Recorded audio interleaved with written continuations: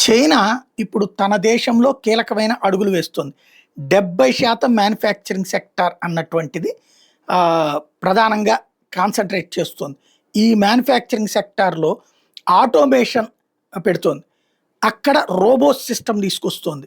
ఓవరాల్‌గా అక్కడ ఉన్నటువంటి అంతా కూడా వేగవంతమైనటువంటి మ్యానుఫ్యాక్చరింగ్ సెక్టార్ వైపుకెళ్తుంది. చాలా మంచి ఆలోచన.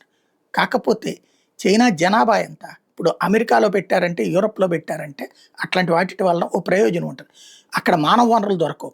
మానవ వనరులు వేరే దేశాల నుంచి తీసుకొస్తే వాళ్ళు, వాళ్ళ కుటుంబం వాళ్ళందరిని మెయింటైన్ చేయడానికి తగినటువంటి జీతాలు ఇవ్వడం కష్టమవుతుంది కాబట్టి, భారాలవుతది కాబట్టి ఆలోచించాల్సింది. బట్ చైనా జనాభా వచ్చేటప్పటికి 150,00,00,000 145,00,00,000 జనాభా. అంతమంది జనాభాకి అక్కడ ఉపాధి అవకాశాలు పోతే, వాళ్ళు ఇప్పుడు ఈ పనుల్లో దిగిపోతే, ఆటోమేషన్ వైపుకెళ్ళిపోతే, రోబోటిక్ సిస్టమ్‌లోకి వెళ్ళిపోతే కంపెనీలకు లాభం ఉంటుంది. ఎందుకంటే తక్కువ పని. కానీ ఒక్కొక్క కంపెనీ 100 మంది చేసే పనిని ఒక మిషన్ చేసేస్తే, 1000 మంది చేసే పని 4 మిషన్స్‌తో చేసేస్తే, వీళ్ళందరి కుటుంబాల భవిష్యత్తేంటి? ఒకప్పుడు ఇట్లాంటి వాటికి వ్యతిరేకంగా ఉద్యమించినటువంటి వామపక్షాల రాజ్యమైనటువంటి చైనాలో జరుగుతున్నటువంటి వింత పరిస్థితి. ఇప్పుడు బానే ఉంటుంది. తేడా వచ్చిన రోజున ఒకప్పుడు చైనాలో జరిగినటువంటి స్క్వేర్ దగ్గర జరిగినటువంటి ఉద్యమం తరహాలో జరుగుతాయి.